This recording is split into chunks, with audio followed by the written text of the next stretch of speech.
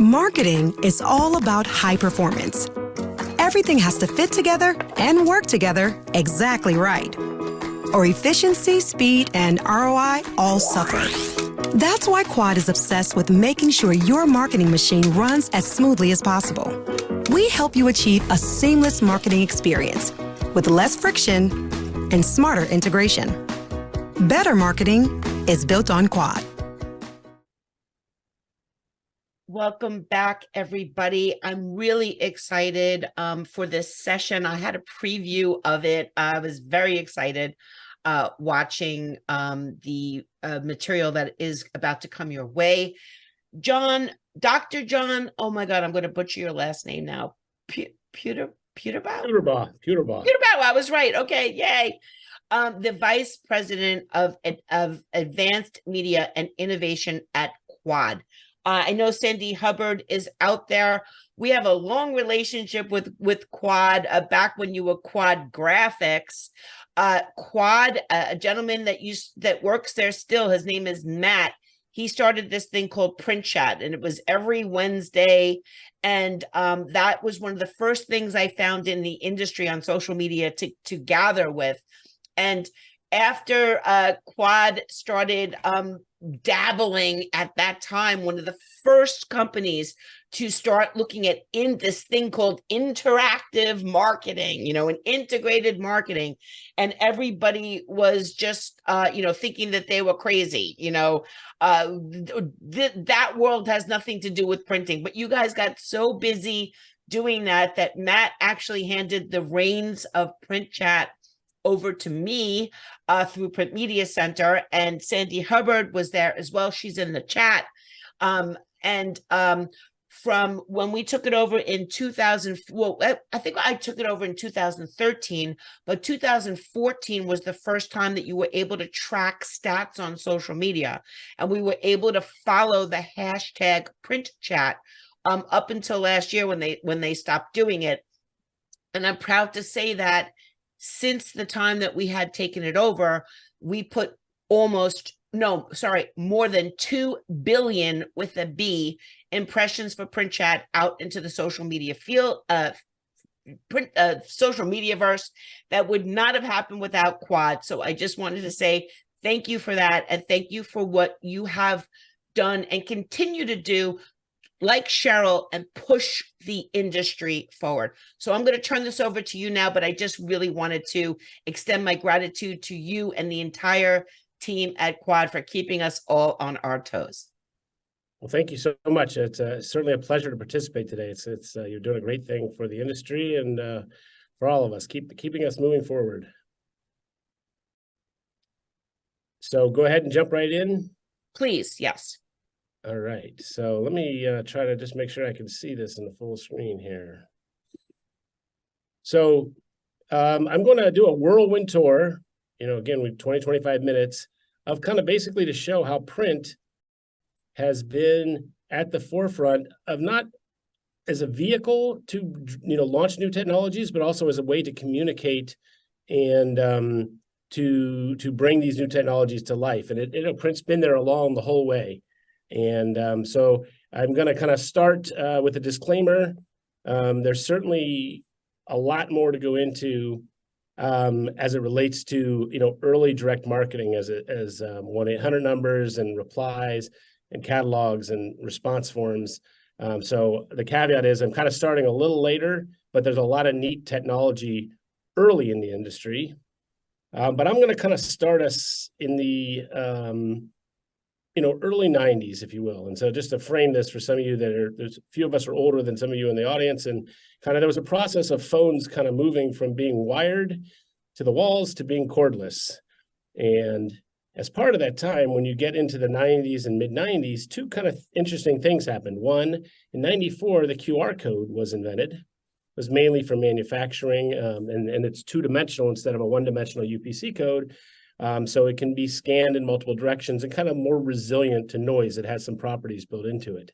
But that exact same year, while the internet was still taking off, that was the very first banner ad on the internet. And it was with Yahoo and AT&T. So it's very interesting that those kind of happened concurrently. And so I'm going to start off with the text codes that were kind of an early technology, because even though it wasn't until 2007 or so until the iPhone came out, and you kind of evolved to, the BlackBerry certainly had a big thing, but in between there, it was all these flip phones. And many of you will probably remember, you didn't have apps for the most part until later, and you basically were texting.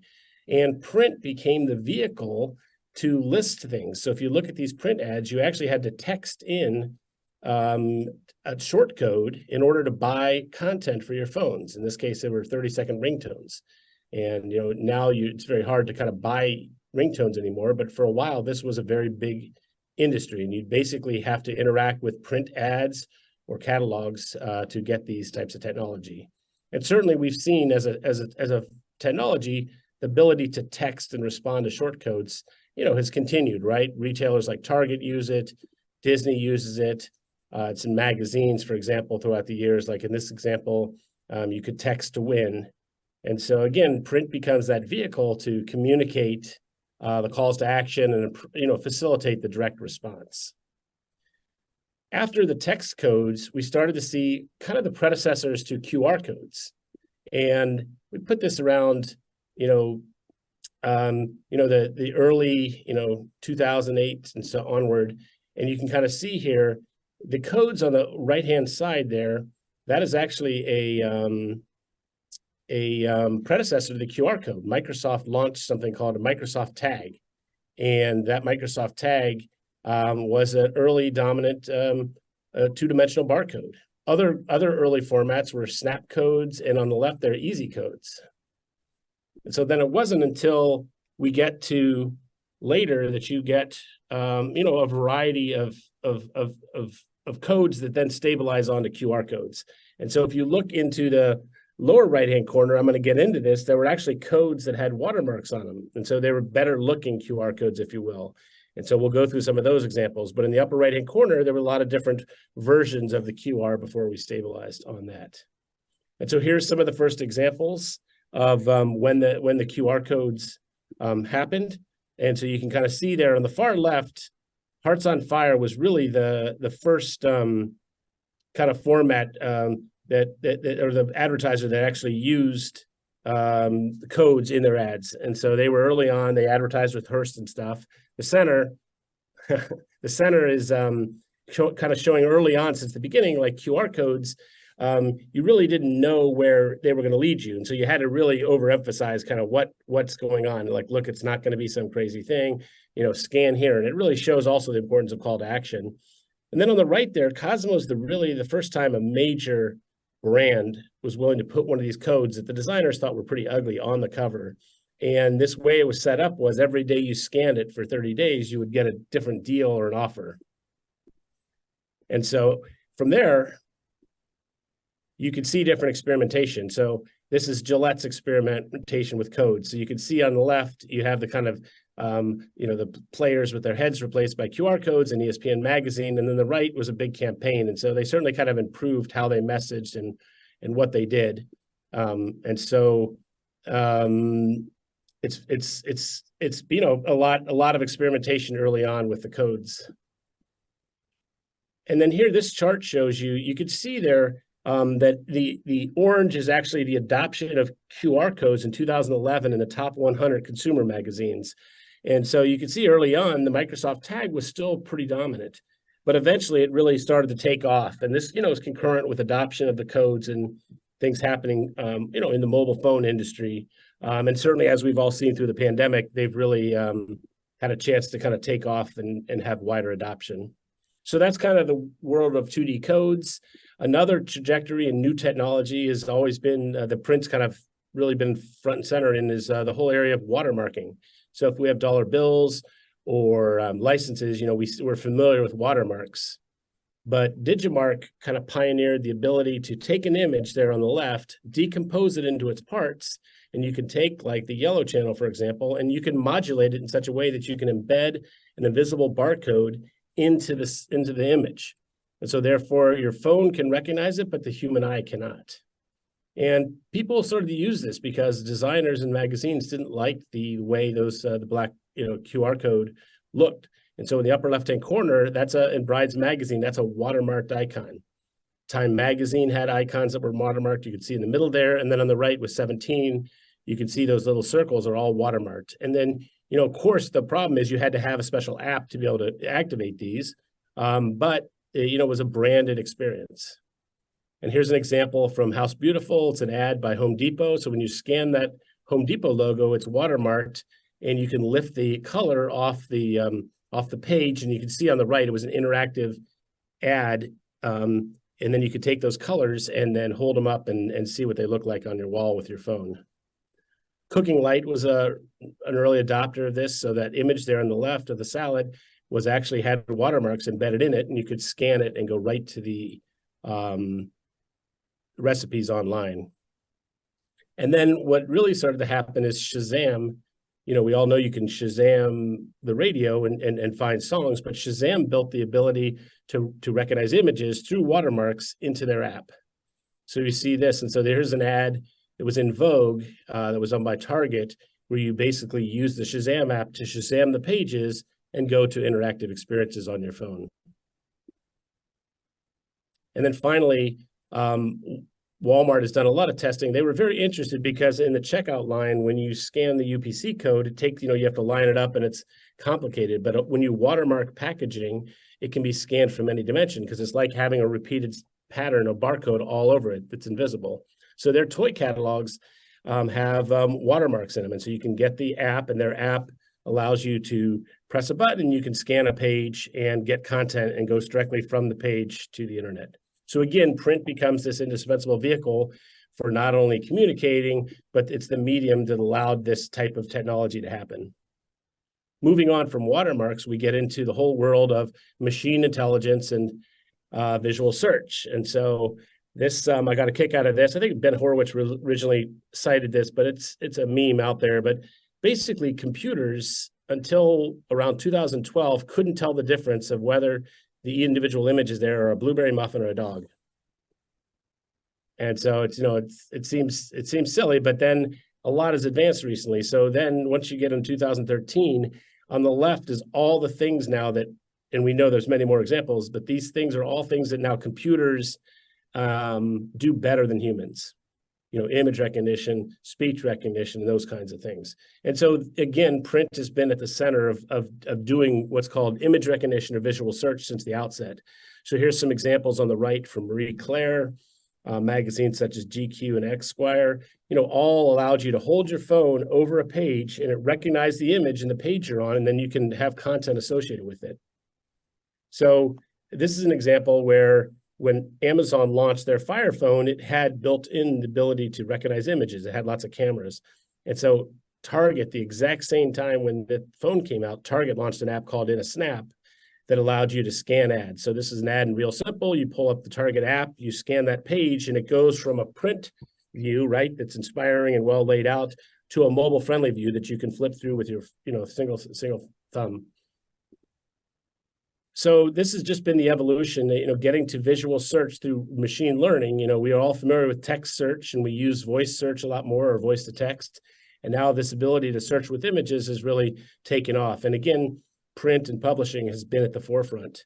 There has been some early indications. This is one of the first examples I found of actually using voice calls to action in magazines. And so like, hey, Google. And so this is an early example from Real Simple on that. And then we get to Amazon's toy catalog. And this has come out for the past couple of years. And again, and if you've received it this year, you can actually, Amazon's app has built into, when you press the camera, you can actually hold it over any of the images and then go online. So in this case, you'll see there's no pricing. And so you can use the camera to do visual recognition, machine learning of those images, and then find them online.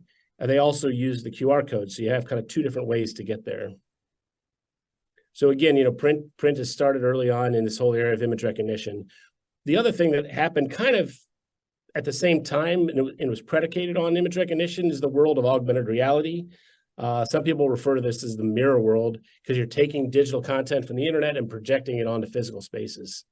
And so one of the first applications of this was with Esquire, where you actually had that code on the front of the magazine and you'd hold it to the camera on your PC and it would bring to life a video on the PC. IKEA was an early, like the whole home improvement space. So you can actually take an app, scan on the left-hand side, do image recognition on that drawer, and then drawers, and then take them and place them in a physical space. So again, the augmented reality is taking digital objects, computer-generated images, and place them into physical spaces. And you'll see lots and lots of that around. Sports Illustrated, here's an early example of that. Again, you scan the cover and you'd have these different 3D televisions overlaid on top of the cover that allowed you to watch digital content. And then here's an example with Lego using the Actable app, where you can flip through the pages and basically make them come to life. So again, you can see, again, print was at the early, way before a lot of the more recent applications of this, which I'll get into.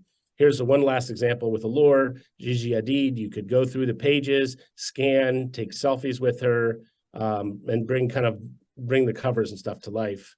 I wanted to play this. I don't know if this video is going to work. That's a good question. Let me see.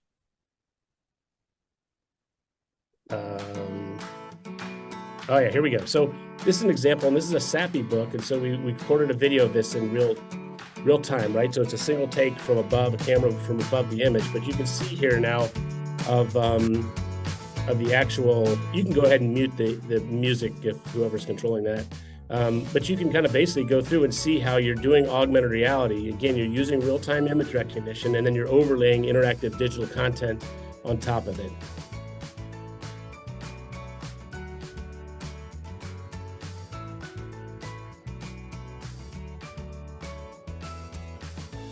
John, just quickly, I think because it's integrated into the presentation, they can't separate the volume. No problem. It's no big deal. Yeah. I'm going to go for it, but you get the idea. So it's really, you can do some really rich, powerful things. And again, print's been at the forefront of this well before actually, it was really brought to the masses. And again, Snapchat and Pokemon Go really taught everyone, oh, this is what augmented reality is. It's filters and it's the ability to project little icons into space. And so this whole world, again, of the mirror world, we're now seeing come into more consumer products with heads-up displays, not only for lenses, but in cars. If some of you either own or have rented cars where you actually project this, your speed or different information on the dashboard. And so we're really seeing more applications of the whole area of augmented reality. Couple more areas here, immersive media and what's now called the metaverse, right? Populated things. This is stuff that's been around for a long time. So if you kind of look at the history of things, like hundreds of years here, if you look at the stereoscope, you can actually look into that and see stereoscopic or kind of like what looks like 3D images. Panoramic shots, which we've seen on our phones, go way back to actual physical structures where you can get up and large and kind of view these large comprehensive landscapes. And then finally, a lot of the AR stuff goes back to these kind of holographic images and the whole area around magic lanterns. And so some of you will remember these Viewmasters, but basically, the predecessors to the VR headsets that people have at home now go back to the portable version of that stereoscope, the Viewmaster itself, and then when Google came out with Google Cardboard. And so again, when you look at print, the New York Times is able to mail out to everybody that subscribed their actual Google Cardboard reader, and they had enhanced the content. And what you do is slide your phone in these and be able to view kind of immersive interactive content. And so here's an example that you can actually then produce these in a way that can be distributed via catalogs and magazines. And so in the launch of one of the Star Wars films, and then Sports Illustrated up in the upper right-hand corner, you can see these can be basically inserted right in magazines and catalogs. You pull them out, pop it up, and put your phone in there, and you have an immersive kind of VR experience. So retailers and people, you'll see there's a YouTube channels now because of the VR content where you can get 360-degree videos and so forth. And so these, the combination of your phone with these Google Cardboard versions of your readers allow you to basically simulate, the much more expensive headsets. So printed circuits is a whole interesting area. And there's the different types of wireless technologies, right? We're all familiar with Bluetooth to connect to our audio, or Wi-Fi to get on the internet. But this is an example here from Wired, where we took it was a Lexus ad, and we put NFC chips in there. And so this was before, the basically NFC's behind Apple Pay and the Google Wallet stuff. So when you go to pay, you just tap your phone, and it's a little wireless network. And then when they come close enough, it initiates an event. And so for this ad, you can just lay down an Android phone on that page in Wired Magazine, and it makes the dashboard on the Lexus come to life. And again, this is NFC technology, but no one had really known about it or heard about it. And it was a way to kind of bring that to life through a print ad and in Wired and with Lexus. And so now you can buy all kinds of different NFC chips and devices, and it's much more pervasive, certainly.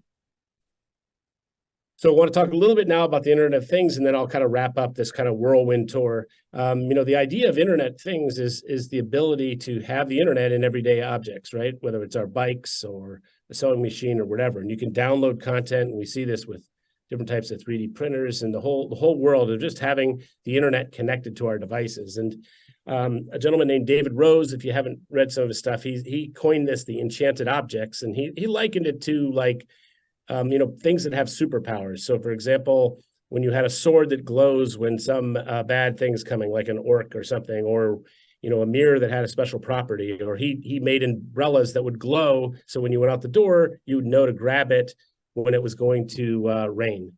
And so these ideas of infusing connectivity into objects really brings about some neat applications. And so you can do things like smart sensors. So on packaging or pallets, you can say like, oh, does the temperature ever get above or below stuff, right? If I'm carrying food. And what this is exciting around print is you can actually print circuits on the page, on a page, or in this case, a belly band in the middle.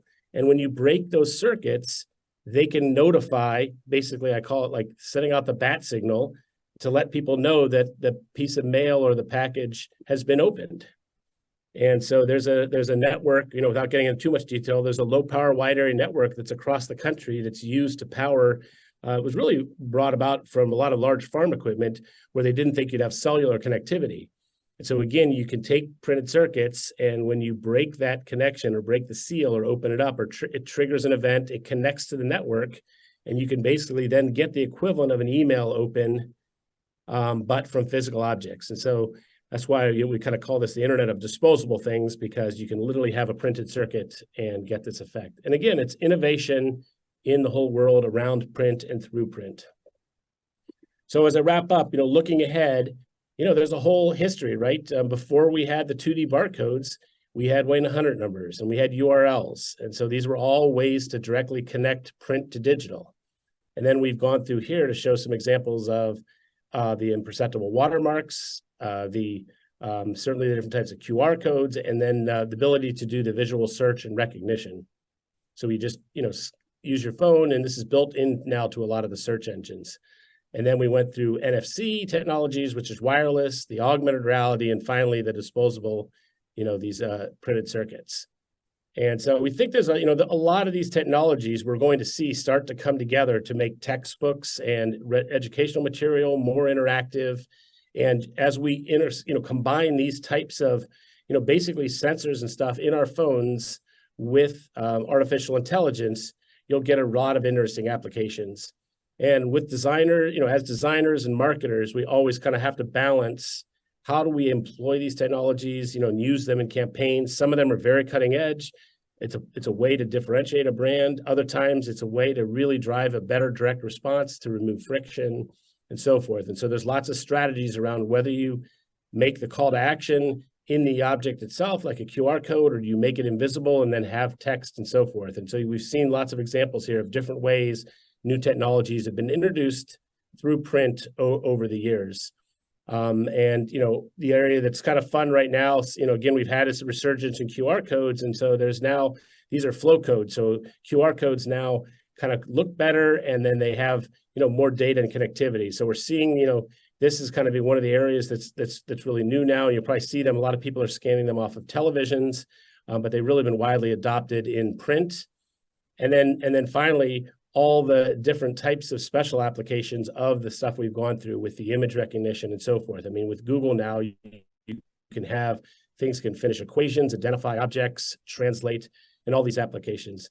And so that was a lot in a shorter period of time, but I think the spirit of this is Print has had a front row seat and been a crucial kind of partner to the deployment and innovation around technology.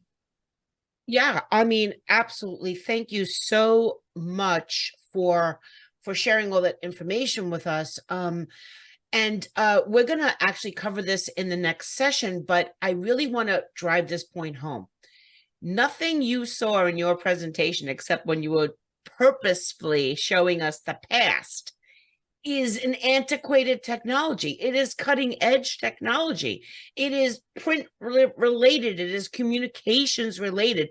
This industry has so many arms to it and so many opportunities. And I think your presentation really highlighted that if you have an interest in technology, the printing industry is for you. If you have an interest in marketing, the printing industry is for you. If you like chemistry, the printing industry is for you. I mean, I could go on and on and on, but I just really want to thank you with the subtext of your presentation, really hammering home that printing is the future of the world. We are part of it. We are leading it in many ways, and Quad certainly is. Thank you so much, Dr. John. People are asking about augmented reality in the chat. I'm sure that you guys at Quad are, augmented reality and artificial intelligence. I'm sure you might have more to say about that. We've put your LinkedIn and also a link to Quad, but if you have some time and you want to jump in the chat and see some of those comments, please feel free, and we will be right back with Ryan and Kiki from Specialty Print Communications. Thank you very much.